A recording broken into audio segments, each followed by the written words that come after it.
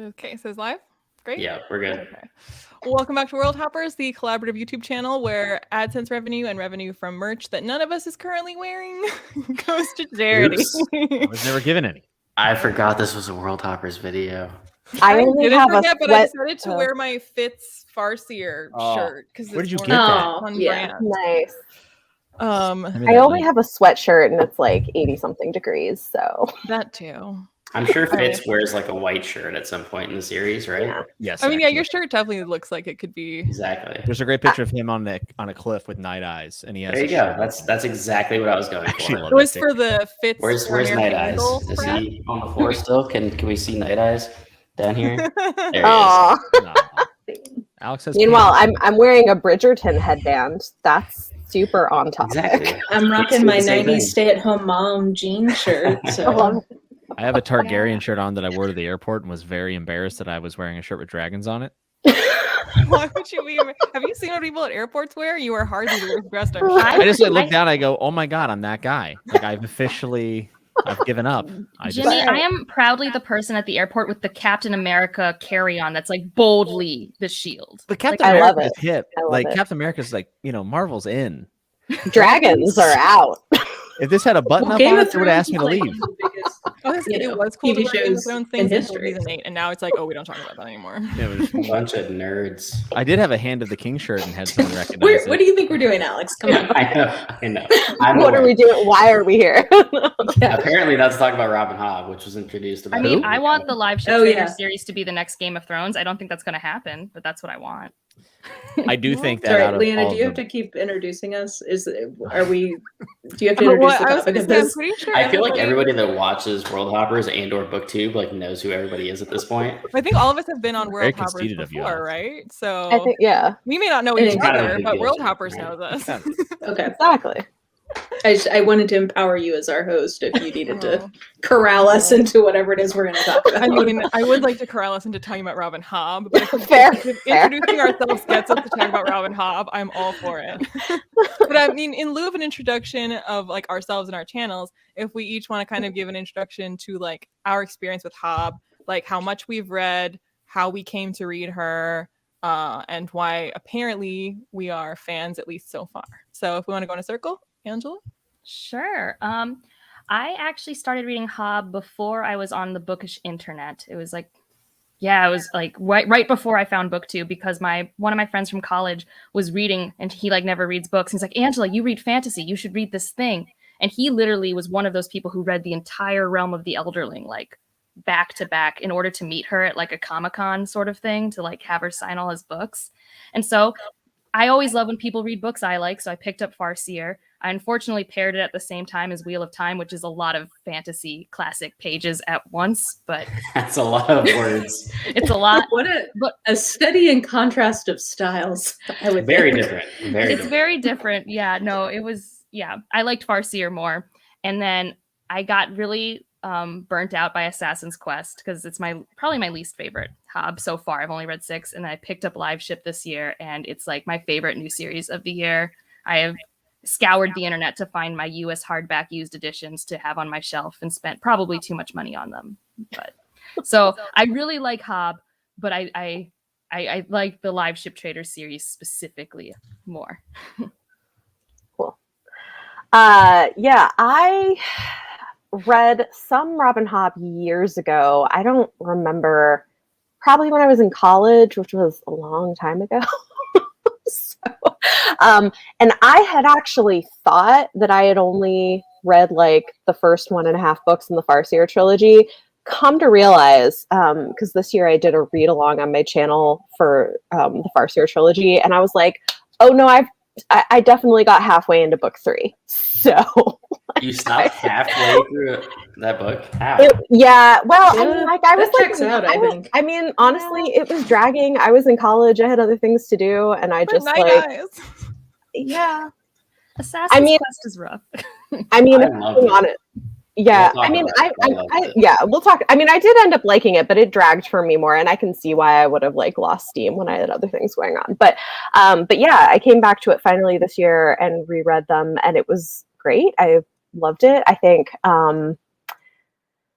It is one of those series, though, where I sort of feel like it's greater than the sum of its parts, if that makes sense. Like, I wouldn't necessarily give the highest possible ratings to individual books in the series, but overall, I love her writing. I love the characters.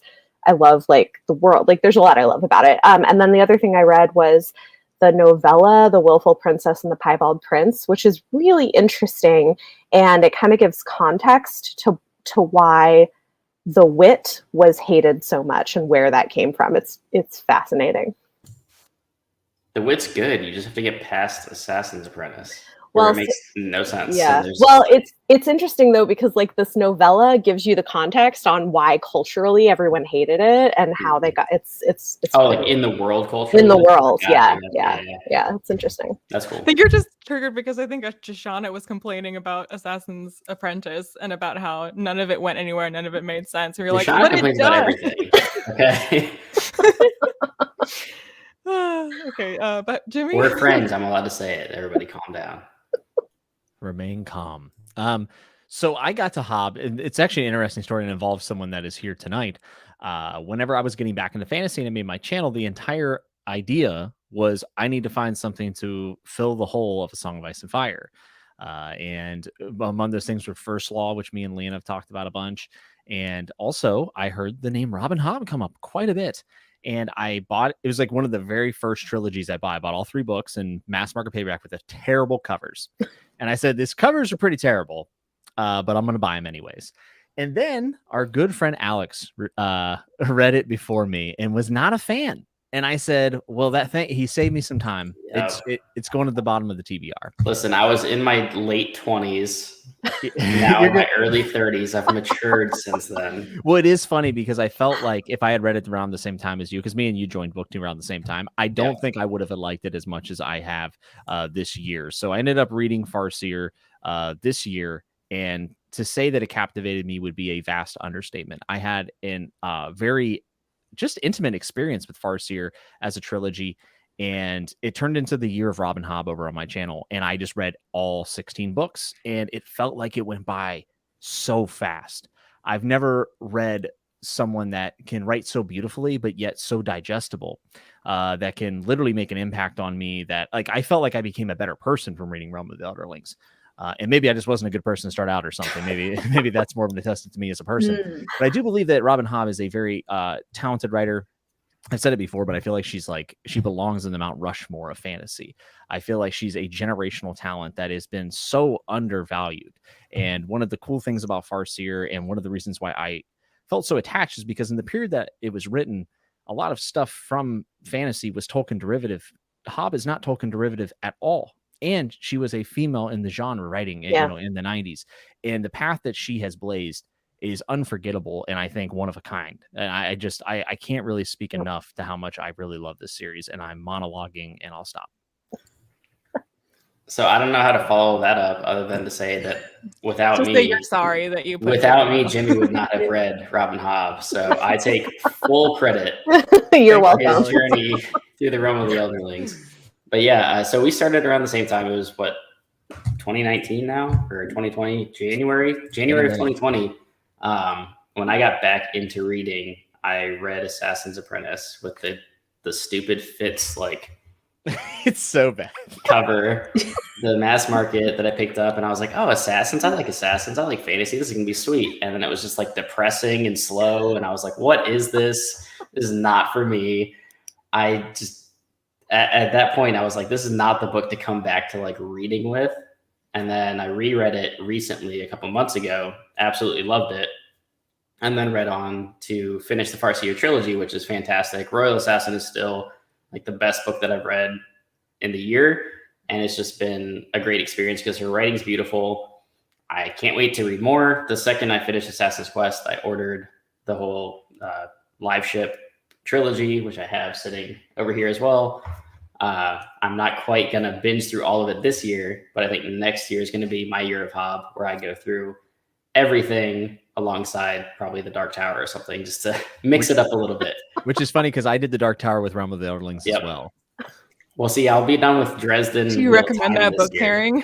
Yes, as a book I do. Sommelier? Because they're so wildly different. They're so different, and Dark Tower is really good on audio. So But yeah, I'm looking forward to more Hobb. I absolutely love her character work. I mean, the books are slow, yes, but they're so well done that even like Assassin's Quest, I was scared to go into Assassin's Quest because a lot of people said it was so slow and meandering and it was too long, and I loved it. And then Robin Hobb apparently said, okay, I'm going to take that length of book and just do that every single time now. So I got the live ship. City of Dragons. I got live ship and it was like this big for 3 books. And I was like, okay, we're doing this again. The pacing is significantly different in the other ones, though. Yeah. Okay. But there's a difference That's between true. Assassin's Quest being this long and it's all fits versus live ship being this long, but there's like a little different perspectives. Yeah. Yeah. But yeah, I don't know. I love Hobb. Can't wait to continue. But yeah, that's, again, full responsibility for Jimmy going through these books. Yeah. Not credit him, credit me. And that's my story. I'm nothing without you, Alex. Exactly. Thank you for understanding. Yeah, so I had definitely heard of Robin Hobb back in the 90s, but I had not gotten to her. I kind of went on like a Tolkien route with fantasy coming out of like high school and then into college. So I just never came back to her. Like I read Tolkien and then I read a bunch of other high fantasy and got kind of burnt out on it. And I just never really came back to her. But when I got on BookTube, I noticed there were so many people who were talking about it as a favorite. And then they had, I mean, I'm going to be honest, I was very intrigued by just how beautiful this particular edition was. I was like, oh, it's so pretty. So I was like, okay, I ordered the first one. It was like, I'll get to that at some point. And then me and Leanna have been buddy reading our way through. We've gotten through the Farseer trilogy. We just read the first book in the Live Ship Traders. And I would definitely echo what Bethany said. I think my experience of these books is that the whole for me is a lot greater than the sum of the parts. Like the individual books, I don't think I've given more than a 4-star to, which is like a A- for me. But when I think about it as a whole, I'm like, oh, I mean, she's like an A+ author. Like I love the overall story. I love her writing. It's just so nostalgic. It reminds me so much of like Tamora Pierce and like some of those kind of authors I read back in the day. So it's just like a warm, lovely prose style. It feels very cozy. But then like when you look at what's actually happening, like Fitz cannot. I was about to say, is Farseer cozy? It is though. I mean, it's kind of like cold and sad and like sad and depressing and sad. Awful. Yeah, but it feels like so the nostalgic prologue, to me. it's intimate, and like the way she writes it is very like descriptive. I mean, yeah. So I mean, we can get into what makes her great. I imagine like sitting on a couch in my blanket, getting sucked into. It's like exactly. It's that vibe. Yeah. Yeah. And I for think me, I will the setting is also very much like by firesides in like stone keeps. So just and the foods that they're having, like all of that is the atmosphere set in, at least in Farseer, the original trilogy. Like being in Buckkeep, it feels very cozy setting. Yeah. And I will say so far, Ship of Magic is definitely my favorite book. Like that was verging on a 4.5. And I'm like really hoping Mad Ship is going to be like my zenith. Because it seems like the kind of book I would love. I'm really excited for that one. Me and Leanna are going to read that, I think, in December. So awesome. Anyway, that's where I'm at so far. Well, so, I mean, I'm where Mara is at. You just explained. Because we're buddy reading, yeah. And yeah, I mean, I had a few Hobb books that were just like scattered because I had no idea what the reading order is for the Realm of the Elderlings, or even that they were within the same realm. I just knew that Robin Hobb had written a bunch of stuff, and so had Stephen King, and you don't necessarily have to have like, they're standalone. So I just knew that Hobb wrote a bunch of stuff, and like as I saw her books pop up on like book discount websites, I picked up here and there just random ones that were definitely not like the first book in any of the series. And then my dad was always reading them because I had them. And I think he had already read at least, if not all of Hobb, most of Hobb. So they were rereads for him anyway. So he didn't care that they were in the middle. And they were predominantly the ones with the awful covers, the ones with like the single image of like Fitz drawn realistically, just standing there with a white background. And you're like, I never heard about this called out to me. And so then after like collecting random Hobbs and then seeing the UK covers, which are much nicer, and finally being like, okay, well, what is the freaking reading order? Do I have the first book that you're supposed to start with? Absolutely did not have the first book you're supposed to start with.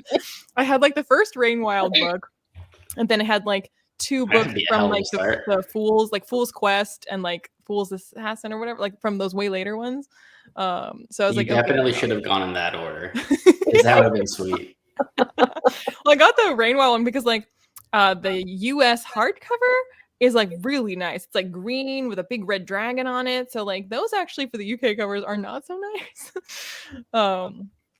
But anyway, yeah. So then I don't know. I just, because Hobb was going around and I discovered that there are actually nice looking editions. I decided to finally pick up Assassin's Apprentice, and then off I went along with Mara for the journey. Yeah, we thought that we accidentally cursed 2020 because this was our buddy read in January 2021 or 2020, and then we picked up Royal Assassin in January 2021. So we were kind of worried that we were accidentally cursing 2021 the way we accidentally I did double cursed duty to 2020. ensure I cursed it because like I posted my review in the same shirt at the same time for Royal Assassin as I did for Assassin's Apprentice. Yeah, so it's our fault basically. Yeah. Sorry guys. So yeah, I mean, we've touched on this already, mainly Alex with the sad. It's sad. It's sad. It's sad. Also, it's sad. So, I mean, the books are quite harrowing, but they're also cozy, as everyone but Alex agrees. They're cozy. It's cozy if you want to be depressed. Yeah, that happens to be my natural state. It's a depression blanket. So, like, what is it about Hobb that makes you want to keep reading, or that sets her apart, or however you want to say it? I mean, I think it is her writing, but I don't know how to describe what it is about her writing. But I think it's for sure how she works. Je ne sais quoi. Well, because it's not overly flowery and it's not too direct, but it also doesn't get in the way of the story, right? Like it's somehow like I don't know, I don't have the words for it, but it's not like Sanderson where it's just like completely stripped down, but it's not like Guy Gabriel K where I'm like, stop describing things to me. Like I don't know. Because it's like, go ahead. I was gonna say, I think there's a metaphorical richness to her language. It's not elaborate language per se, but I think that it's got like it's very well observed in the details she'll bring forward. She'll use she doesn't go for the obvious choice, I think, a lot of times in the way she writes, in terms of like what verb she picks or like the kind of point of view she'll take on a scene. Like I think she's very deliberate about those choices in a way that speaks to her spending more time on the prose than I think you sometimes get in high fantasy. Well, I think there's also, I mean, this is something, so this is the part of the live where I bring up Abercrombie. It only took 18 minutes. Already. yeah, we're 18 minutes in. It's actually pretty good. Today is Wisdom of Crowd's release day, so I think I should deserve a pat on the back for not bringing it up like in the first minute. You haven't talked about Pierce Brown yet either, so. I mean, I was saving that for the latter half, but we can talk about Pierce Brown now. But like Abercrombie always, you know, is kind of known for the fact that he asks himself, be it like the choice of words or the scene or what he's writing, is that true? And he'll never go for the flowery, elaborate metaphor if that's just inauthentic and isn't actually what the thing looks like, isn't actually how that feels, isn't actually conveying any essential truth to what he's talking about. So I feel like Robin Hobb, like if I heard that she asks herself the same thing, I wouldn't be completely unsurprised, because I think that's a lot of what makes it work so well, is that there's this core authenticity to everything she writes, where it's recognizable as authentic human emotion and experience, even if there is, you know, an interesting metaphor or whatever, but it never feels like, well, that was flowery and did absolutely nothing for my understanding of this. Like, there's always an essential truth that is really hitting on, and usually like nail on the head, that keeps it feeling, again, I think that's what makes it hit home so much, like makes it so sad, because you're really recognizing these emotions. For sure. I mean, I think for the writing style, for me anyway, it was probably why I didn't like it the first time. But after reading 100 or so books now since then, reading it again, and I've seen this now with very few authors, like Rockio being another one that has like just has like a grasp of when to use that kind of like beautiful language and when not to. She she pulls you into a scene, and when she describes something, I've literally stopped several times reading the book and just thought about the line that she just said, because I was like, oh wow, like that kind of caught me off guard. And she's so good at weaving that into the story and the narrative, and like you said, like having it make sense and not just be there just to be there. And especially when she's describing like inner thoughts and feelings of, well, I've only read Farseer, so Fitz, for the most part, just does such a great job of like bringing him to life and putting you in that scene, like in his head, and kind of feeling the story with him and like the events that are happening. And it's hard to do that. And she focuses on that so much that like it really, the plot isn't even necessarily like the focus at a lot of times. It's really just like you're experiencing this character's day-to-day life, and that's why it's so engaging. Even though like what's happening to him is terrible, you can't help but read it because you're just like, wow, like this is just like you're feeling it. And I don't know, it's kind of hard to explain, as Angela said, but also just like that's you keep hoping that trying tomorrow will be it. better for Fitz. What's also cool that I learned is I'm pretty sure, I could be wrong because I haven't like fact checked this, but I think she has aphantasia.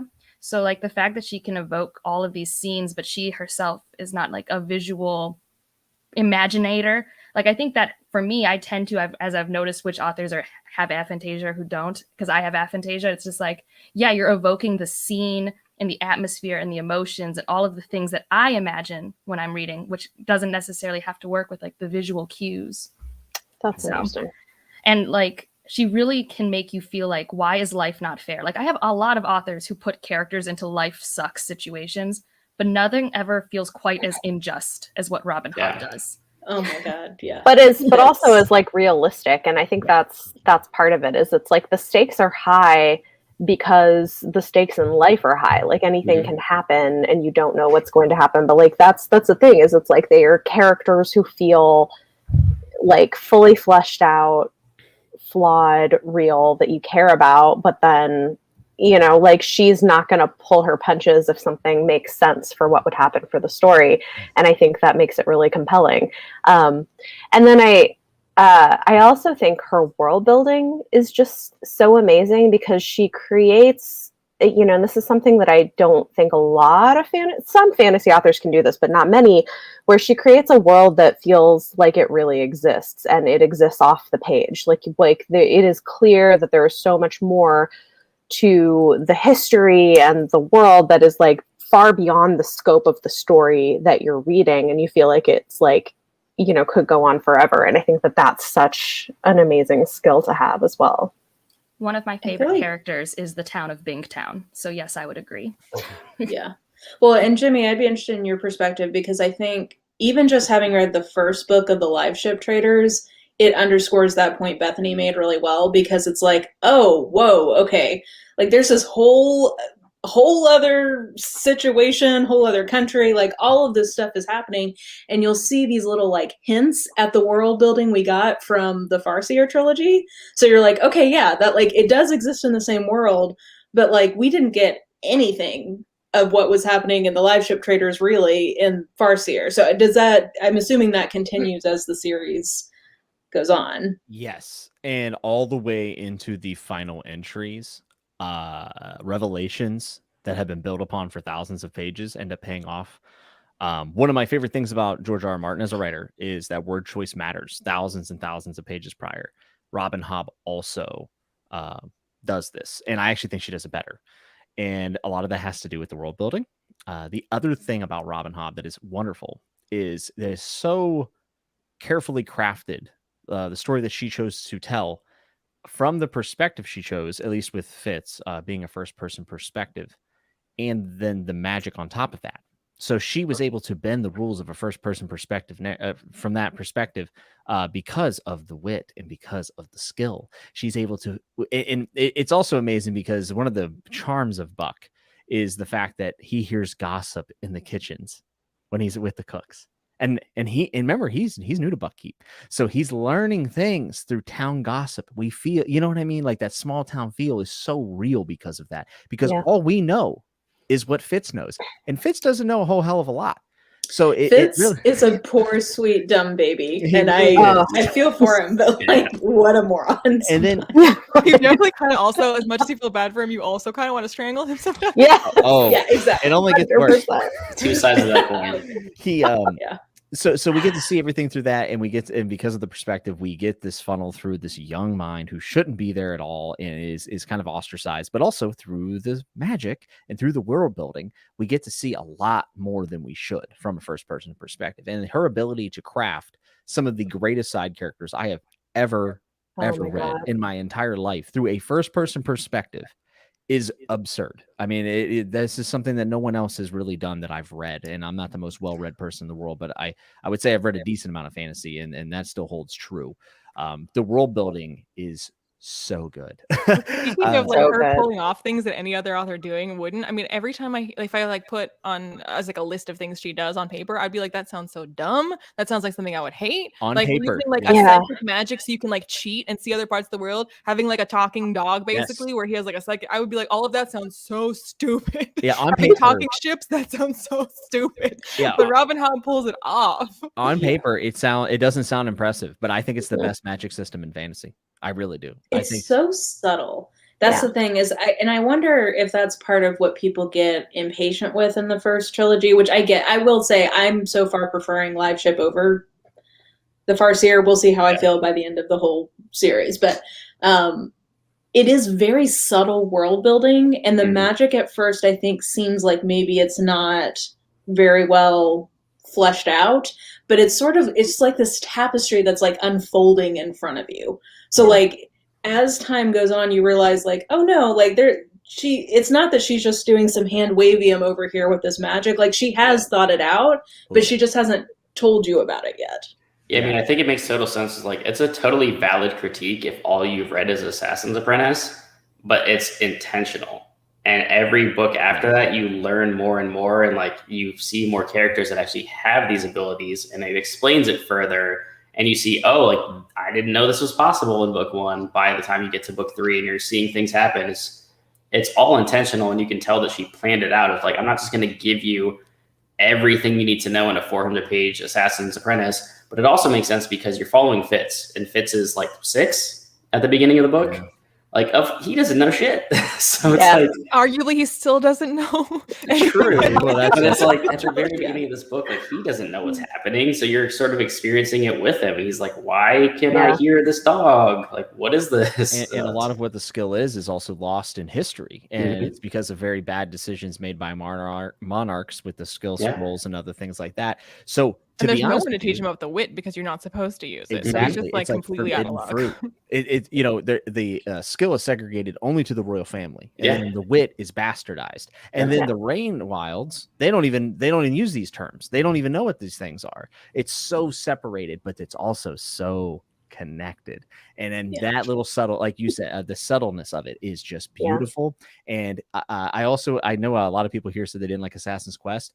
I would just like to say, I loved it. When you're done, I liked Assassin's Quest went from a 3.5 to a 4.5 for me after I finished the series. You can tell that last chapter is like, because there's so much in the end of that beginning book, and it's going to tie into everything. Yeah, I just think it's a little long. I actually still gave it 4 stars. I still enjoyed it. But I still liked it. Better as you read is all I'll say. Interesting. So, I think. Are we keeping this like entirely spoiler free?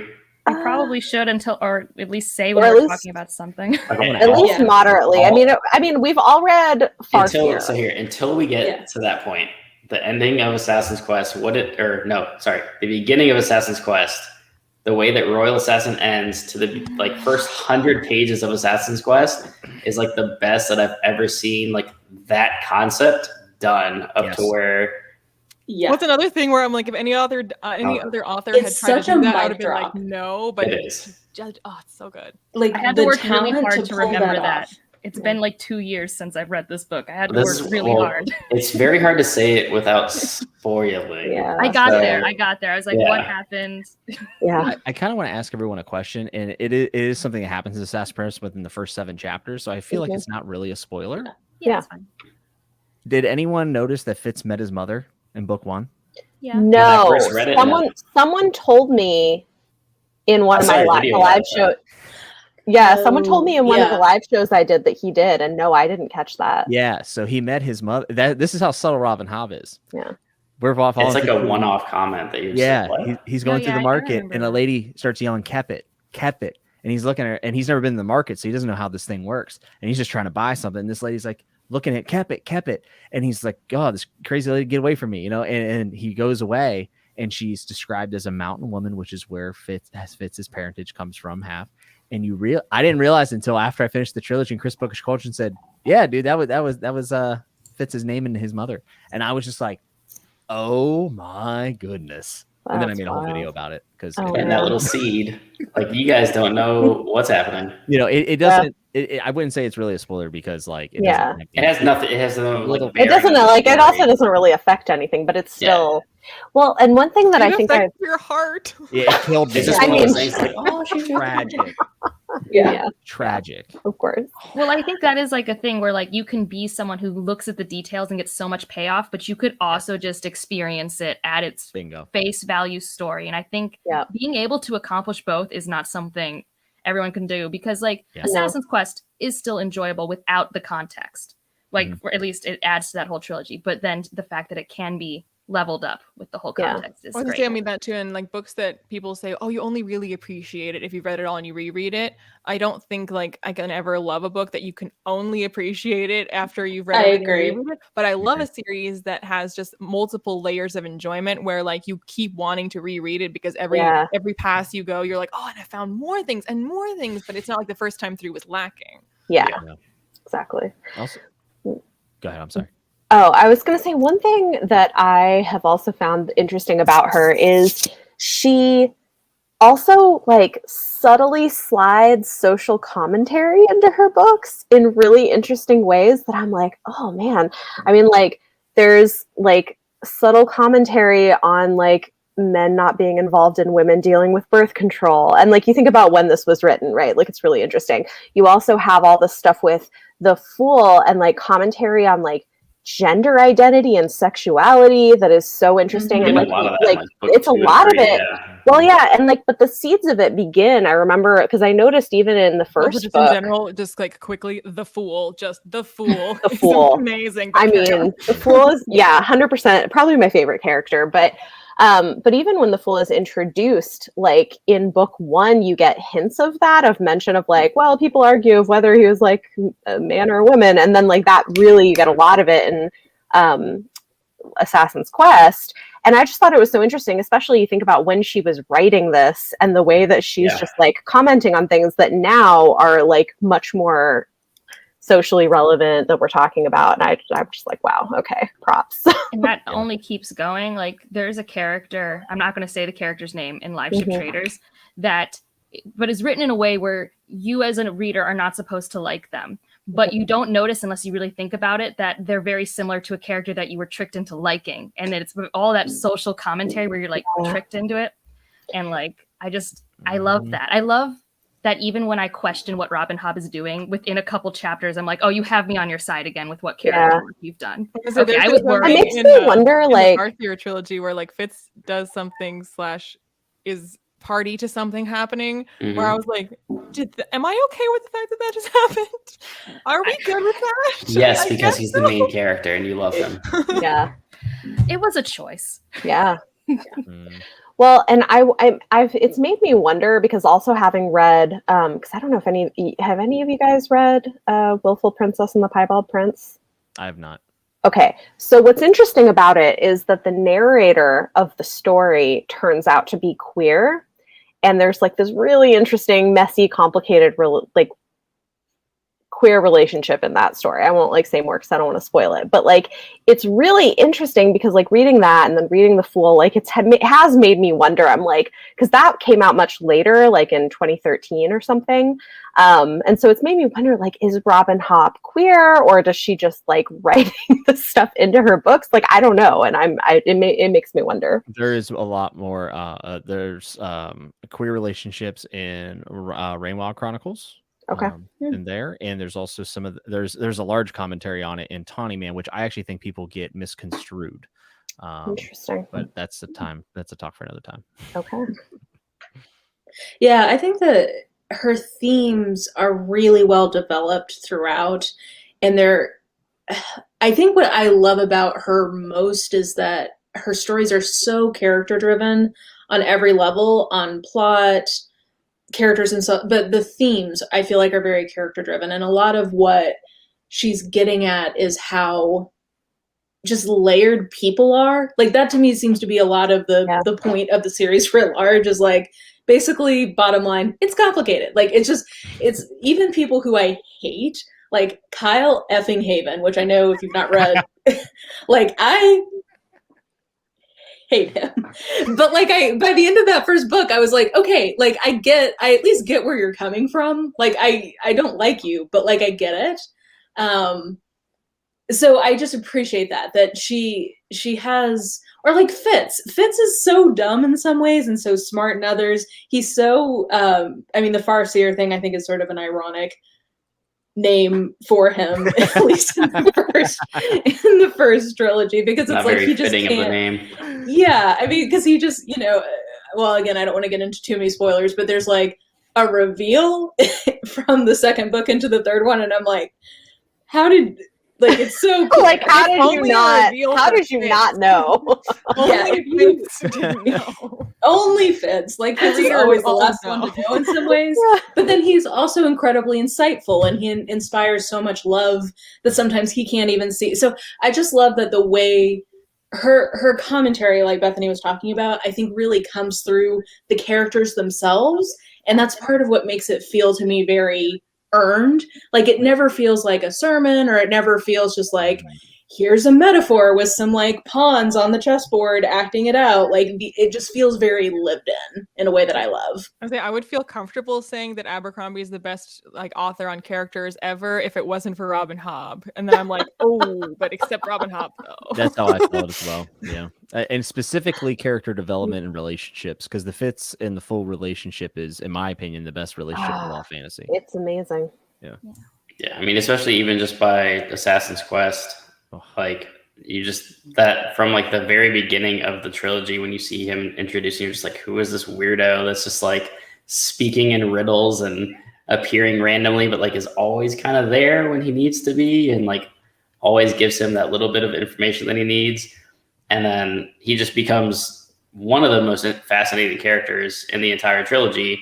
Yeah. And to know that he goes on throughout the realm of the Elderlings, and then just seeing how much has been pulled from that character. Like, you can see clearly a lot of like Dobby was pulled from that, and Hoyd, especially from Stormlight Archive, is just like, yep, I'm just going to take the fool and call him Hoyd. And there you go. It's like, there's some clear, not plagiarism, but like very heavy influence and inspiration from that character. I mean, that's the thing about the Fool that I think, like, I mean, in my opinion, Hoyd does not do this. The fact that a character that is like in universe, like, it is established that we are meant to regard this character as witty and as somebody who is like has, witticisms, and that we're meant to find them to be either stimulating or amusing, and to actually now have to deliver that instead of just being told that they are. Now you actually have to give us some witticisms that we think are witty. And I do, like, I was constantly like, every time the Fool made a joke or made a little wordplay, I was always like, okay, but that's genuinely really good wordplay. So, yeah, he pulled it off. He walked the walk as well. Mm-hmm. Another thing that I think I can't quantify or really state how it happens, but is why I love Robin Hobb, is I get all of the emotions. And normally I'm a pretty balanced reader. I don't get very happy or sad. I'm just there. But my extreme emotional range in a Robin Hobb book, from like visceral hatred and anger to like extreme happiness, like fist pumping at certain moments, like I get the whole range. That's actually a really and just good like point. the weeping and the gnashing of teeth. One of the few authors that's ever made me like actually tear up is Robin Hobb. Also, you should know before you go into this series, there is some tragic animal death, which I know some people that's like an absolute no-go, but I think she pulls that off in a way that doesn't feel cheap. It feels very earned, but like when I tell you, worse than any other animal death in other books. It's always sad, but she makes it sadder. She makes it even sadder than it would be otherwise. There was a point in the Live Ship Traders trilogy, because I can think of all the time she made me cry, because she made me cry multiple times. But Something for us to look forward to. More in live ship, I got so angry. Yeah. I had to put the book down for about 2 days. You know, I literally, and I wasn't mad at her. I wasn't like, oh, how dare you? I was just like so, and it was so visceral reaction. I was just like, it was right towards something to look forward to. It's gonna nice and cozy. I was gonna finish it up, you know, and I was just like, I'll read those pages another day. I can't. Mara and I will know that we've gotten to that part when we start sending that like swearing emoji. We're like, oh, I know what part you're at. Yeah, but again, like everyone here said, I think Robin Hobb handled it extraordinarily well, and I don't think not so many people could tackle, and she tackled it, and it hurt really bad. In live ship, this isn't a spoiler, but like it was really hard for me to get into it because the first 100 some pages, I knew what was going to happen and I was not excited. I was not happy for what I knew was going to happen because it's on the back of the book. And if you read Robin Hobb, you know what's going to happen. And I just was sitting there being like, oh my God, can the thing just happen already? And it took so long and I was just so stressed. And once that happened, I was like, okay, now I can recover. Yeah, she makes you live it. She really does. Which is a good thing, but also means like I want to read Tawny Man so bad, but I also know I need a break. I think this whole video is just all of us outing ourselves as masochists. Oh yeah. Sure. You know what though? I really like authors who are willing to do stuff like that because it's like I feel like you have to be somewhat courageous, I guess, as an author to actually do it, but it makes it feel more real. It makes me care more. It makes it matter more. Whereas like there are books where I'm like, okay, you're trying to tell me the stakes are high, but I know, like nothing's going to happen to any of these characters. Like it's all going to be fine. Like it does, and like there is something to that when you have an author where like they're willing to go places and do things that are unexpected, that you get more invested, and it's part of why I like her. It's part of why I like also like Sylvia Moreno Garcia is similar too, and that she'll like do things that are not necessarily things people will like, and doesn't feel the need to have a happy ending, and I appreciate that. Mm-hmm. Yeah, I want a happy ending. I'll read romance. Like there, I know I get my happy ending. But like if I'm reading fantasy, I don't need a happy ending. That's fine. I mean, if you're lucky, yeah. I think my opinion on stakes is that I don't mind if there aren't stakes. I just don't like when an author pretends there are stakes. I think when an author blatantly is pretending to me, and I'm like, I mean, one author in particular is Sarah J. Maas, who pretends there are stakes in every single one of her books. And I'm like, ma'am. You know what? I just ignore that. I read it as a romance. And but you know what I mean. But I know you're right. I mean, you're not wrong. You're not wrong. But I think one of the things like that Hobb, like, because I think I've talked to a few people here about how, like, if you look at what goes on in Hobb books as compared to like something like that, like an Abercrombie book, and really like it's kind of equally grim dark, and yet Hobb would not be considered grim dark. And my experience of reading Hobb is different than my experience of reading First Law, even though the things going on are not just sad, they are violent and brutal and bloody and like intense. There's a lot. I mean, we've been talking about feelings a lot, but I mean, there's war and there's torture and there's like battle and there's a lot of that as well. Assassin's Quest gets real freaking dark. Like, yes, the entire beginning of that book is just like, oh yeah, by the way, also all of this other stuff is happening that's equally terrible. I think it's just like because the fact that like the feelings I feel are different in a Robin Hobb book, because the difference is that I want good things for these characters versus if I read Abercrombie, like I'm just like, oh well, bad things be bad things to bad people, whatever. Versus Hobb, like, oh no. I think that like grimdark as just like a label is kind of misconstrued though, because it's so broad and a lot of people just assume that means just death and violence.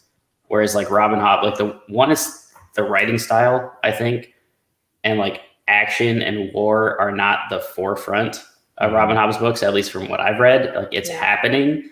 Like the raiders are constantly like pillaging villages and like sending back crazy people that are just mindless killing machines. But it's like it's not like the forefront. Like the Red Ship Raiders, honestly, fantasy. Yeah, like it was honestly like one of my. I don't even want to call it a critique, but like I thought that was going to like pay off more in the series, and I thought that would be like an ultimate sort of like bad guy. But it was just kind of like an ever living like background thing that's happening to the world that like you just have to deal with. So it's like there's absolutely terrible things happening constantly. And Assassin's Quest makes sure you know it, like rape, murder, like beheadings, all kinds of death and dismay everywhere. You're following Fitz, so like you don't see it all happen, and maybe that's why. If it was a multi POV story, maybe you see more of it firsthand. Or but I Fitz guess isn't before, like if Abercrombie was writing it, then Regal would be the POV character. Yeah, that's true. So it's definitely all there, but I think it's just the way that it's written and like her choice of what to focus the story on is why it probably doesn't get that label. Oh my God, can you imagine reading that from Regal's POV? I would be so angry. It would be the worst. I think that I would tap out. I think that it's slightly a commentary on the price that's paid by people we don't see every day to keep people safe and whatnot. Yeah. And I think Verity represents that very well in Farseer. Verity pays a heavy price from his family, from his health, from his mental health, and all these things. And I think that is very on purpose. And I like what you said there, Alex. It's what she tends to focus on while things are going on in the back, and then it becomes very real fits later down the road. Robin Hobb is the reason why I don't really believe in Grimdark anymore, because whenever I say Robin Hobb's Grimdark and people are like, no, she's not, and I'm just like, well, then there's no reason to have this label anymore. It just depends on where you draw the line, right? Because you could see this story where, like, I've always said this, where people say like, what book do you want to adapt? And people want like Farseer adapted. I'm like, yeah, but what's going to happen is a studio is going to see this and be like, all right, the Red Ship Raiders are the bad guys. They're going to be attacking. There's going to be a lot of war and battles and like none of the stuff that the books focus on. Yes. Like you could see this being a grimdark title of fairness, like just lots of murder and with chaos. Like the 80s version of Dune in terms of how they would do the wit. Yeah. Like, maybe they shouldn't. Just turn the Fremen into nobodies and just completely bastardize the magic system for no reason, and just have a bunch of like wolf companions that charge into battle and eat people. Like that's what would happen. To be fair, that does sound kind of rad. So but also like the voiceover track between Fitz and Night Eyes would be like, oh no. One of my favorite. I'm sorry. Go ahead. I was just looking up because I was like, as you guys were talking about these things about the military in the background and all of these terrible things happening, it made me wonder. I was like, what was happening in the world when Robin Hobb was writing this book? And it's interesting because I did a quick Google of what was happening in 1994, and it was like Rwanda genocide and Sarajevo, and so I mean, honestly, it kind of makes sense that she would write something like this because there were a lot of horrific things happening in the background of people's lives, and especially living in America, like a lot of it just doesn't touch your daily life, and so it is nowadays. Right. Well, I mean, obviously. Also, in the 90s, you didn't have as much internet access as we do now, where you have constant, everything's at your fingertips. Yeah. But I agree with Jimmy that I think that like the Grimdark title doesn't really make sense, because when I read things that are defined as grimdark, because it's not written in a writing style that's a lot like Hobbs, I don't connect to it. So these horrible things are happening in the book and I'm not connecting. So I don't emote with it, versus like with Hobb, there are scenes where I cringe because of the graphic violence that happened on the page. And I'm not even visualizing it. I'm just like, there are scenes that are just so full of blood. And I just... Yeah, but even if it's not like direct violence, I think I'll keep it I'm also as vague as possible. Bad at subgenres. I keep calling Dune a space opera and people keep telling me it's not. And I'm like, whatever. I mean, it kind of is. It is if it's the whole series, but it's not in space. This is when people get nitpicky, and I don't like it. I mean, later in you're the saying series, sci-fi fantasy is gatekeeping you and saying that you don't know. Yeah, there was a scene I want to say was Assassin's Quest when a young person does not make it, and there's like a whole scene of like just living that, and I'm just like, yep. You know that will. When you brought up Verity skilling, it made me, and then like also we talked about, so this came out when in the 90s. So this is well before this would have become a thing, but I was just thinking about Verity skilling and his kind of like his self-destructive addiction to skilling, which they say is kind of just part and parcel of skilling, and it's not just particular to him. And this need to keep doing it is almost like an allegory for doom scrolling. And like the inability to like pull away from like Verity's just in love with Twitter. Yeah, he can't get off Twitter. But I mean, to me, that just says that it's something that has a metaphorical richness, right? Like a good metaphor can get applied a lot of different ways. and there's a sort of knowingness to the text beyond what the author could have known at the time they wrote it. So like to me that just says like, yeah, this is like resonant with the human experience because it can get applied a lot of different ways. And that's what she excels at, is the human experience and the human condition. And one of my very favorite things that she ever wrote, it's a quote, and it's life and death are not opposite, or death is not the opposite of life. Death is the point of which you can make no more choices. So it is the opposite of choice. And I just got chills saying that, because it's like, oh man, that actually has a lot to do. Like death and life have almost nothing to do with one another, other than the fact that like one happens after the other. Yeah. But the opposite of choice, it's really the end of choices. And you think about people who, unfortunately commit suicide and things like this. And it's kind of at the end where they don't really want to make a choice anymore. They're done making choices because they feel like they can't make the right one, or they feel like every choice they make leads down a very dark path. And as someone that's like struggled with depression and suicidal thoughts and things like that, it really spoke to me. The fact that would be what I would be giving up. If that were to be a choice that I would make, that would be the last choice I would make. So I think that she does a great job of the human condition. And we throw this term around a lot in fantasy, especially. And we talk about the consequences of like heroic actions and the consequences of decisions. Robin Hobb explores those things in such intimate detail that choices that Fitz makes in book 1 or even book 2, book 3 pay off again thousands of pages later. Whether it be in a form of like PTSD or a relationship that it impacted. Nothing comes free in Realm of the Elderlings, for better or for worse. And that is very much how our lives go. I don't think that any interaction that we take with someone is for free. And every single time you give a piece of yourself up to someone in a relationship or whatever it might be, it changes you. And it takes it, there's a record of that in your conscious. And I think Robin Hobb understands that to a T. Yeah, I will say, and I don't know if we maybe want to start transitioning into like a little spoiler section, but without spoilers, I know some people find the ending of Assassin's Quest to be a little bit of a womp in terms of like how something. See, I disagree. I actually think it's exactly what Jimmy's talking about. A lot of things wrap up very quickly. Well, I agree, but like in terms of like the substance of what the answer is, I'm trying to like talk around this. Yeah, I actually love it. Officially exactly here, spoiler section begins. Okay, so click away if you don't want spoilers. Spoilers for the Farseer trilogy. For the Farseer trilogy. Yeah, Jimmy, be good. So we finally get the answer to like, why are the Raiders raiding? And it's very like anticlimactic in terms of just like, it's sort of in a couple of pages, like, because dragons. But I actually think it's really kind of getting into this idea of like a choice was made, and now the entire thousands of pages we've been reading is essentially like the result of these choices. And the fact that it is so just almost like throwaway, I feel like was a very purposeful thematic comment. That is almost makes it feel like Abercrombie. Yeah. Don't get me started on that crap.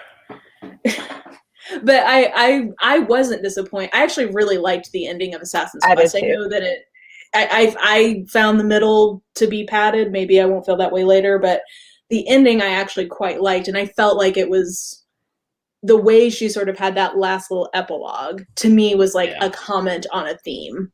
I feel like for me, my issue with Assassin's Quest, as far as like a pacing structure is concerned, is yes, you could argue that the middle was too long and that the ending was rushed, and I feel like as much as I liked it, I would have loved it even more if she had like separated it out a little bit. So like minimize a little bit of the travel in the middle and then expand on some of the ending. And then I think it would have been paced perfectly.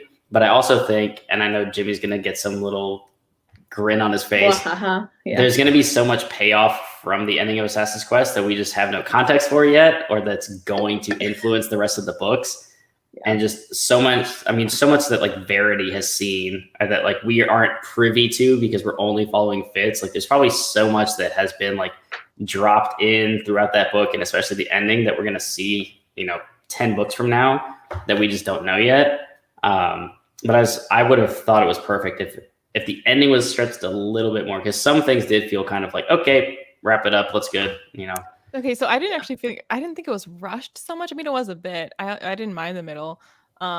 It was more that, like, as we talked about before, a lot of what we love about Robin Hobb's use of magic is the subtlety of it, and how it's not like a focal point. It just kind of creeps into life. It creeps into how choices are being made, and it's something people are living with. And then the end of Assassin's Quest is just so much big magic just out of nowhere, where we're just like these dragon things and we're like putting ourselves into them, and he's going on paths that don't exist. It was just like, whoa, like, this is all very big magic. Also, I'm gonna get it on with your wife. Yeah, also that. Like, I don't know. Like that was, I had to reread that a couple of times. Of like, did I? Yeah, that was could be worse than Night Eyes, like sleeping with Fitz's girlfriend, and then we had Assassin's Quest ending. I was like, no, that's worse. That's definitely worse. Yeah, maybe we know Robin Hobb's kink. I don't know, but like, it's it's so funny because when I did like a live stream, people were very split on this. Like, I liked I don't know. I kind of liked the ending for I can't think of anybody's names.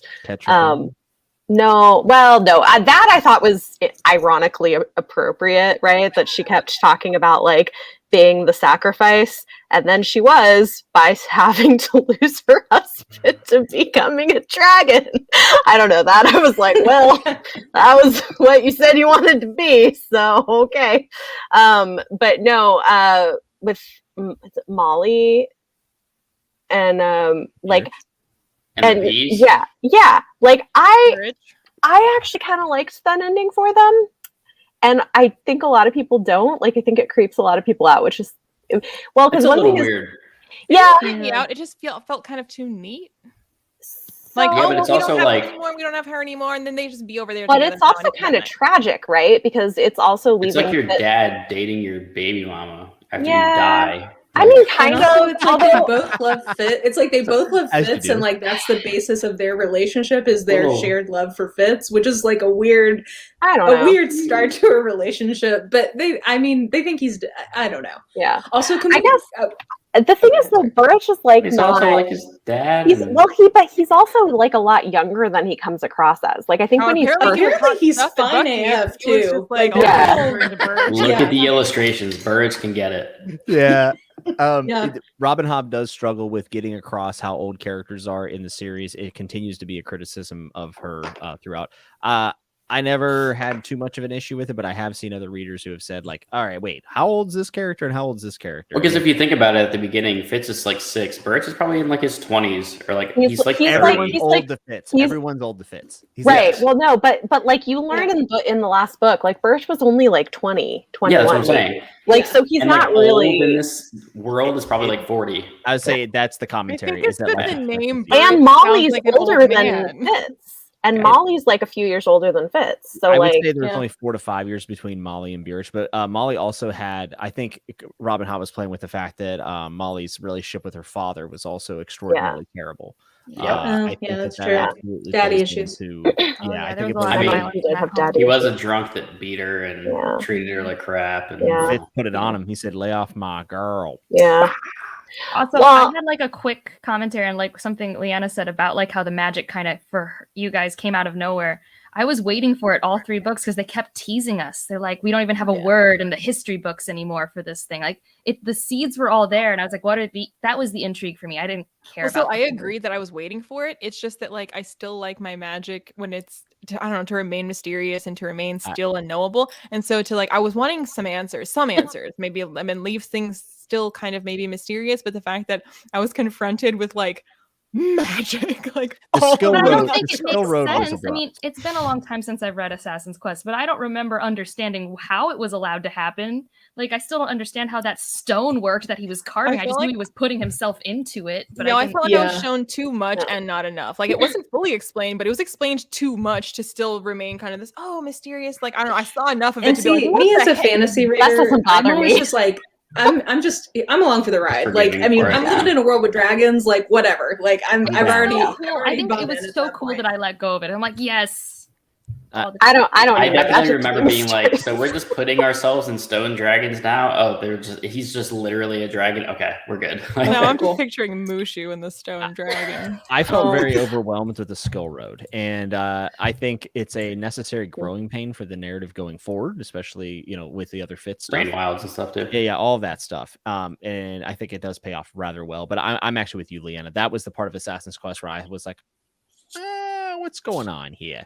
I wasn't totally sure, but looking back on it, I think it had to happen at some point.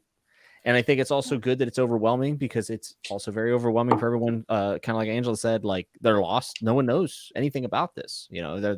They don't really have a skill master at Buckkeep. Really. There is an awesome illustration of Verity, by the way, if you haven't seen it. Oh, Of just him in like the skill trying to pond. make me spend my money. Like you I just. mean, I keep can go get the selling book if on you it, want me to so- really make you spend your money. 'Cause I'll pull it up. You've already done it. In there, like with just like skill hands, and it's just like oozing off of his arms. It's really cool. it's awesome. Can we just talk about things that we loved in the books that are spoilery real quick? Okay. Oh, yeah. First of all, Night Eyes, Best animal companion. my actual Best animal companion Ever. so far. Still, yeah. And then the ending of Royal Assassin. When I So tell good. you, I was just like, I think I finished it before Leanna, and I was like, I need you to finish this book because we have to talk about this. You're not It dead, is- boy. That's And when then, you like, take it to a whole next level of like, oh, that can happen. Okay. Yeah. Okay, so Yeah. that bothered me. Actually. So it's funny because like that I felt like there wasn't enough build up, and I was How like, dare you. wait, what? Now this can just happen? Like what? So save his life? Like, okay. Like could you have like built this up for us a little bit beforehand? No, that totally I worked mean- for me, because I feel like because the wit is something that is so not talked about, no one wants to know That's- how it works. We don't use it, and so the fact that they, even when they were doing it like with on the off chance they're like, we think this might work, like, and if it doesn't, well, he was gonna die anyway. So I like, mean, it's kind of a balance you have to strike, right? Because when you have a soft magic system, especially one in world that is like shunned away and you don't know anything about, you can get away with a lot of things, but some things can feel cheap. I thought the way that it was done was awesome, because it was kind of like building on it to the point where you see more and more that he can kind of like go into Night Eyes or like see through his eyes. So it wasn't completely like, oh, this is just a possibility. They were like, you're dead anyway. Like, hope this works. And then the whole like, intro to Assassin's Quest when he's just like trying to be a person again. It's just so. Yes. and when he it's so doesn't good. want to let go, oh my It's so god. Like good. the best 100 pages I've ever read of. It was incredible. I mean, it's just phenomenal. I mean, she literally convinced me that he was a dog. I mean, I was It's like, so how good. does Robin Hobb know what it's like to be a wolf so good?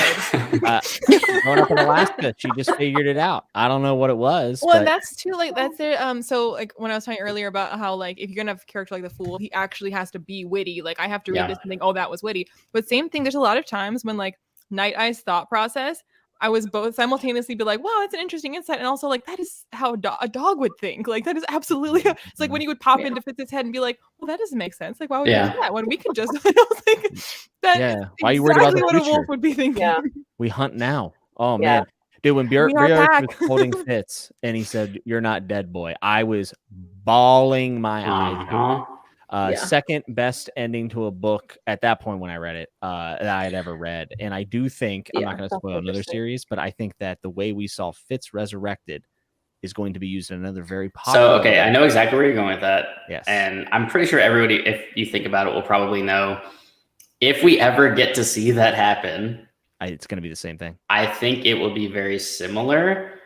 And hopefully it's been long enough that like he won't just get slapped with like the plagiarism tag for it. But Well, they have the same editor. They'll be fine. Also, Yeah. it's like they've had like a similar magic system with animals. I now know what you guys are talking about. yeah. I have no idea, but I don't want to Yeah. ruin another series. but it didn't work for Bethany the first time, so it probably won't work for her the second time. Bethany, you're breaking my heart. So here, let's just Well, let's you know say what it I this think way. it Let's say it was? this way. For me, like it felt like a leap. How is To, this a like- spoiler? like- It's like this can't be a spoiler. Okay. Well, so what I was going to say was, has everyone on the panel either read A Song of Ice and Fire or watched Game of Thrones? I've read I've read the first couple books. Have you watched Yeah. the show? No. No, but I don't. I gave up on it, so you can spoil whatever you want. Does Bethany care? Should we just talk about Game of Thrones? Uh, real quick? This is We also canon. have People talk viewers, about though. this. There are memes. It's fine. I don't care. But there's also viewers. They might not want. Okay, That's well, fair. if fair we go unlive, when we're unlive, is that When we're no longer when we're no longer live? We're no longer live. Okay. I was just say like with the thing. When like we're unlive, much to like me what Fitz. like to me what felt like a leap was I was like, okay, I get it that you can be like, mentally joined with somebody else or whatever. Like, but the idea of like your consciousness Like actually literally passing into literally someone. leaving your body to go somewhere else, like that was not built up at all as a thing that happens in my mind beforehand. So I think that's the thing is for me, like, even if there had been like something where we got a little more of it, like with Verity, for instance, of like somebody being able to like actually have their consciousness fully leave their body, like if there had been like some setup for that, I would have been more like, But I mean, oh yeah, okay, kind of cool. what skilling is. Yeah, I mean, I think the reason that's the whole like you're warned since Assassin's Apprentice that like don't stay in this too long or like you'll become a wolf kind of that's a thing. good Like point. you get, I mean, up to interpretation if that's literal or not, or if someone just goes crazy and thinks they're a dog. But like Yeah. I feel like it's set up enough and it's a soft magic system, so you can get away with certain things where it's like it would, I don't know, I almost feel like it would have been worse if it was set up that like you saw somebody else like become an animal, then it would have been like, oh, well, that's gonna happen. I mean, like, yeah, you know what? It's not even the becoming an animal part. It's the consciousness leaving your body. sure, thing, and then being able to so, actually like, literally bring him back to life, kind of thing. Yeah, like I think that was the piece for me, which like, I mean, part of it might have been the way I was imagining everything with the skill and everything is like in my head, it was more like just like I was thinking of like X-Men, like being able to just like see things, like I wasn't thinking of it as like you're When leaving I was yourself. reading it where I thought it was going, and so then I was like quite surprised because I thought that they wanted him to go into Night Eyes so that he just wouldn't have to experience the torture that is being inflicted on his body, but he wouldn't die, but he just wouldn't, there's no need to suffer through that if you don't have to. So just like leave your body for a bit, like basically check out mentally. And then like, and I thought that that's what they were trying to get him to do. And so then when Birch actually gave him poison, I was like, so does he really hate Fitz? Like, has he actually turned on Fitz? Because I thought that's what you were trying. And then I was like, no, we're resurrecting Fitz. Oh, I didn't know that was where this was going. Galaxy brain, 4D chess, we had it all planned. I do think there's a lot of stuff in Farseer that can feel very plot conveniency, but then when you do read more, I mean, I don't even have the whole context, but you realize, oh, actually, these were just things that weren't info dumped to us, and I had to accept that sometimes. Like, I love info dumps. I'm the one person who that's like never a critique of mine for a book. Yeah. But like, there are plenty of people I know who, if Robin Hobb had somehow info dumped that this was a possibility, would have been annoyed. Yeah. Well, because like, how would that have happened, right? You would have either had some like ancient wizard or something that like knew the wit and like just happens to tell him, or somebody's just like, long ago there was stories of men passing into the wolves. Like, yeah. I think it just comes down, you have to trust that the author actually wasn't just like, didn't know how to unwrite that situation, I guess. Yeah. You know what character we haven't talked at all about who ended up being like, I originally thought that I wasn't interested in that character, and then I ended up being fascinated with that character? Patience. Oh yeah. Patience is great. Yeah. Lady Patience. And like at first I was just like, whatever, Patience is just kind of weird. Well, just in general, the women of Hobb, in terms of like having fully rounded characters in a high fantasy, it's like, hello, please, everybody just go. Yeah. This is my how wife, it's like forever. Yeah. Lady Patience. Yeah. Oh man. No, I love all of her characters. So except Molly. I mean, Molly can. It's not whatever. her.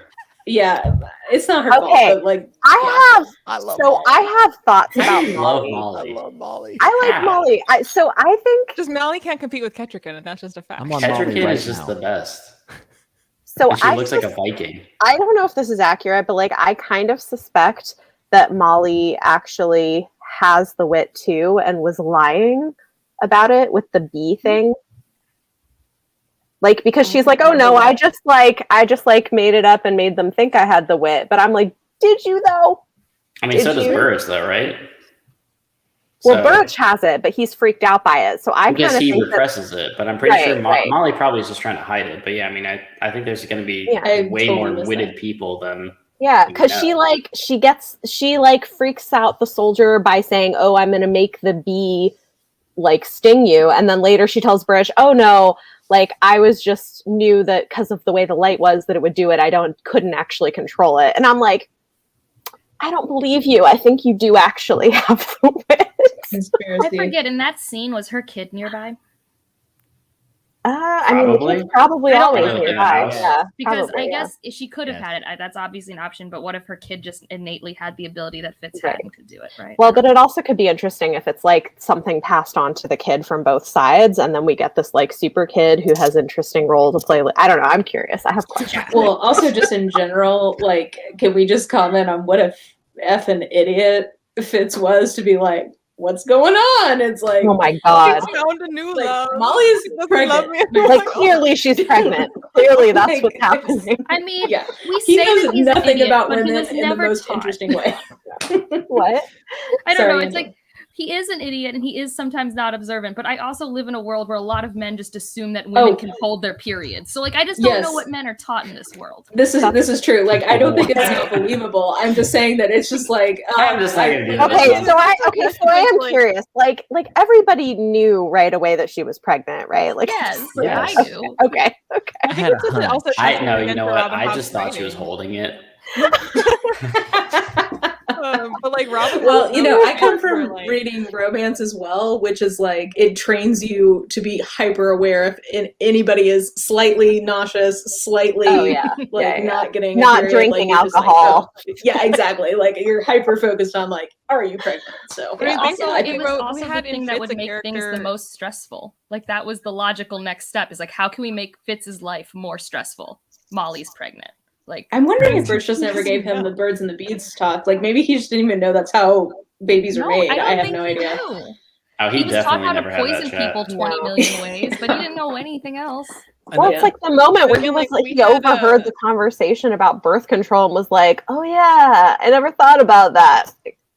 It's like, of course you didn't. You Fitz, who basically just like got a girl pregnant and then abandoned her, and yet Robin Hobb made us feel bad for him and made us like him and made us forgive him. She's an amazing writer. I mean, I do think I like him the least of the whole group here, but I don't have all the information Jimmy has yet, so that could change. But on Farseer, Fitz is only okay for me. Well, one thing we call Fitz an idiot, which is justifiable. One thing to really note is that Fitz is also his own biggest critic.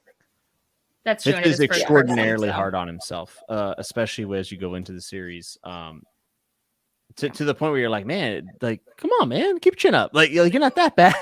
Like I feel like the way we view Fitz and we call him like a lovable idiot, I don't think he sees the lovable side. Well, and I mean, that's a thing that Robin Hobb tackles with Fitz is addiction. The way that he relies on, Elf Bark. Yeah, in order to basically deaden like a lot of that self-hate. Yeah. Well, and his PTSD is, I think, very realistically rendered. And just like his overall, it is so interesting. People really love Fitz, but to your point, Jimmy, I don't think that he sees that. But like you can see it through the way the other characters are treating him. And it's just like, oh man, like Fitz, these guys really love you. And I wish you could experience, like, I wish you could be present in what it is clear other people feel for you. Yeah. It's heartbreaking. Yeah. It's heartbreaking. Was Assassin's Apprentice her debut? Because I know she's written a whole bunch of other stuff, but I don't know where the Realm of the Elderlings is in her canon. I think she has another pen name too. Yeah, so she does. And she changed to Robin Hobb because she didn't think a strictly female name would sell in fantasy. Yeah, so she which I mean, she wasn't wrong, especially then. I actually didn't realize that people thought Robin was a male name. I didn't know it was a male name, and everyone I've recommended to the Batman and Robin, Oh yeah. Yeah. If you look just or Robin Hood. I just think Robin Hobb. A quick Google search. I just looked up Robin Hobb's first published book. She was writing stuff in like the 80s. That's what I thought. I just wasn't sure. Yeah. Because I know she has another series. Not under Robin Hobb, but well, this is why a lot of female writers in SFF will use like initials or use like a pseudonym that's like like could be either gender. So yeah. And actually, interestingly, going the other way, a lot of times male authors will use female names in mystery. And interesting. Cater to your audience, I guess. I don't know. I don't read a whole lot of mystery, so or romance too. Actually, I've seen some guys use kind of like gender neutral names for writing romance. Yeah, initials or unisex names. Mm-hmm. Yeah. So then, go ahead. No, I was just gonna. I was just gonna say, what does Live Ship compare to Assassins or Farseer? I guess so far, for those of you that have read all of it or at least one of it, like what's tonally? Ship and Magic's my characters? favorite book so far. Yeah, because you get the different point of views, which for me, third like, person limited. Yeah. okay. What's a lot more stuff going on, but it's much less of a deep dive into a character that you get with it, Yes. because you just don't have the space to do that when you have more characters and more stuff going on. And I think there are, you know how you got like some reveals in Farseer that were fulfilling on different levels for people? There's going to be even more of that, and it's super fun. And it's got a lot of epic scenes. Like the Live Ship's the one that I think could make a really good miniseries, like a good 6 to 10 episode thing. Yeah, I can see that. 100%. And like, because it has the family drama, and it's got really cool boat stuff, and it's got really But cool, again, like, the talking fantasy ships stuff. could be done so badly. Well, they only have to do that weird CGI a few times, and they don't move a lot, so you could really do like, they could make it work, but it could go horrible. It depends. If it was Netflix, I wouldn't trust it. I'm just thinking of live action Beauty and the Beast and the Uncanny I'm Valley picturing of like that. Grandmother thinking of- Willow and Pocahontas, like that version of like a. See, that's a Face and cartoon, so it gets away with it. But when you go like I mean, I would Twilight, take a like cartoon miniseries. Don't be I'm What not, about I'm the not Ents in Lord of the Rings? Yeah, Ents were good. so like yeah. the Ents work, but like okay, the way they did wolves talking in Twilight was horrible because it's like they couldn't You watched decide what Twilight? to do. That'll be I watched. night eyes. Listen, I've been with my wife since high school. I had to take her to every single midnight showing of those movies as they came out. That So was back when we whichever had whichever midnight one shows. it was, when they start really showing all the wolves, like there's like a meeting and there's like 20 of That's them, Breaking and they're all Dawn just like Part going 1. like this, but and like their mouths aren't moving, but you hear Jacob like, "I am the chief of the wolves." I'm just like, It's so bad. bad. But it makes it my favorite movie of all of them because it's so bad. I it's did rough. see a very sincere granddad the other day who lost a bet and had to read the first book of Twilight on TikTok. He had to give a Nice. book report and he loved it. I was like, this is so pure. I and I wholesome. love that. He was like, I see why this sold millions of copies. This was great. I loved it. I was like, you go, bud. Yeah. Hilarious. Oh, love it. But I So, mean, on Live Ship that is very note- similar, but also like I guess this is my biggest thing with Live Ship versus Farseer. I didn't give Farseer to my mom to read because my mom likes to be happy. I gave her Live Ship not because it's that much happier, but because it's more like palatable. I would It's less- say yeah. Live Ship is a better trilogy. I like the characters. So this is going to be a strange thing to say. I like the characters from Farseer because I like the Buck cast. The character development in Live Ship achieves in 3 books what a lot of series can't achieve over 10 or 14 books. It's just impossible. Where characters begin and end up in that series is absolutely absurd. In my humble opinion, Live Ships is darker than Farseer by a mile. Where Yeah, but it's more Worth a lot palatable. more. I don't know how to describe it. I thought Ship of Destiny was one of the most Yeah, no, heart-wrenching, Ship of Destiny. Yeah. destructive. Like, Yeah. Is it Something to because you're look not forward just to. in one character's head the We whole need a time? Hobb support group. because you Yeah. just at the end you're just like, is anyone better off?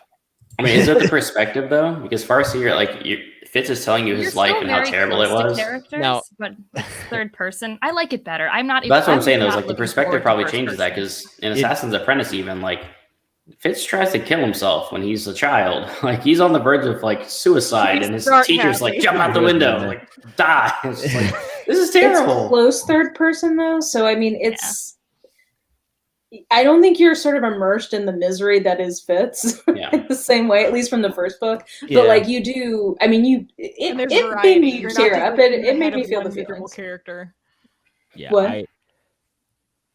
You follow I said that several there's miserable variety. characters. Is that what it is? Oh yeah, that's it pretty has accurate. the greatest antagonist ever written in it. So Oh there's yeah, that. yeah. Ever written, he says. It's not even close. Wow. I It's- think 2 of my favorite people I don't like are in Live Ship. Like, yeah, like from straight hatred to complex. There's 2 antagonists that I think top anything else ever read. I want to Like read them December? next year. I think. I just want you guys to 2022 read is Tawny, fun. man.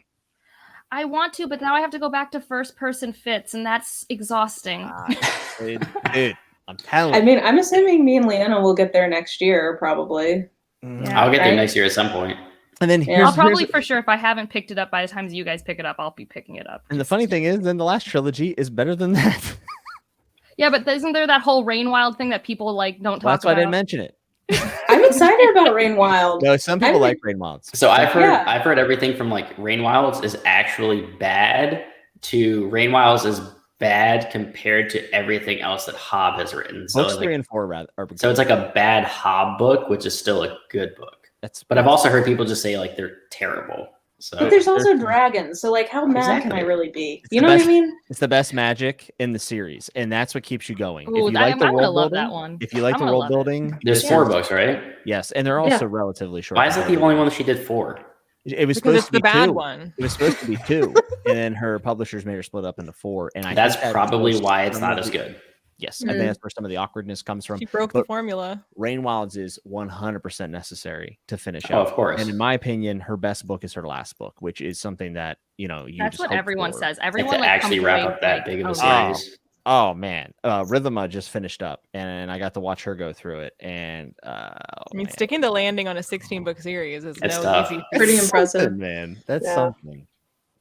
And to have most of them like praised the entire way through. I want to reread so bad. In summation, Hobb is the queen. And everyone who skipped Live Ship needs to go back to it because I know people have skipped it because Goodreads does not lie. I have some people in my Discord that at least one very vocal Live Ship hater thinks that it's like the most boring thing on the planet. How?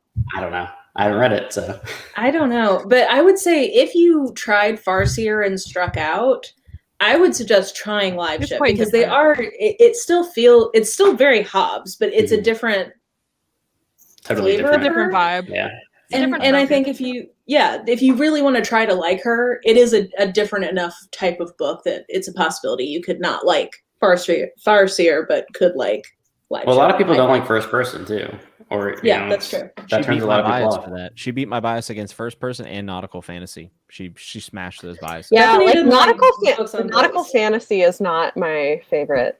Typically, it's now my favorite. I've been converted. I like boats now a lot. I mean, I can be convinced. Like I loved the Voyage of the Dawn Treader, and that's all on a boat. So family on a boat is my trope now. It's all I want all the time. Red skies.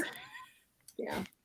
I need the Gentleman's Bastards to have more than half of its series completed before I pick that up again. Yeah, true that. I'm guessing we should probably start to wrap up, but I did just want to mention, if you are interested in more videos on this, she doesn't make videos anymore, but Sam's Nonsense has great reviews of these books. Like, she's the one who sold me on reading the series.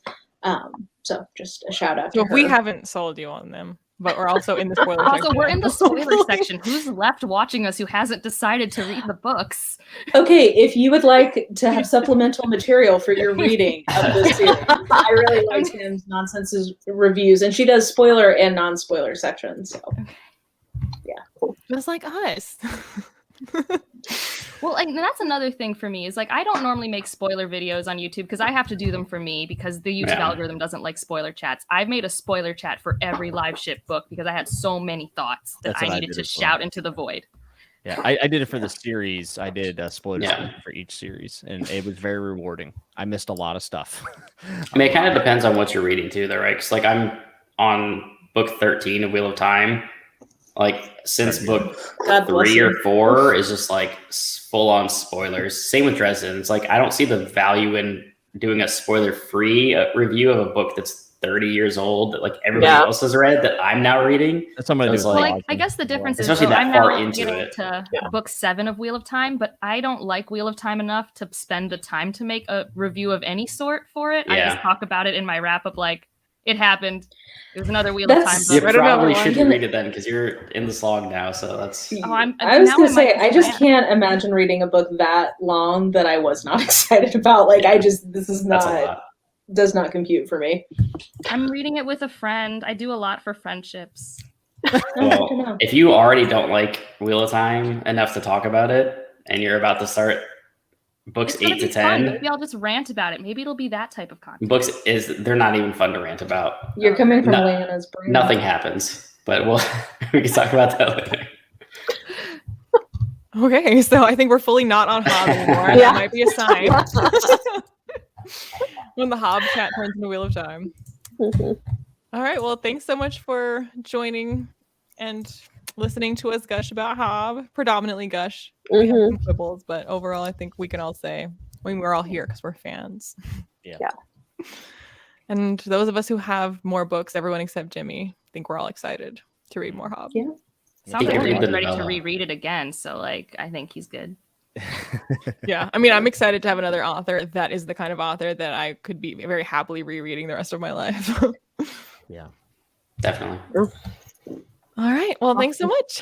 And we'll see you guys in some other World Hoppers videos for sure. Thanks, everybody. Bye.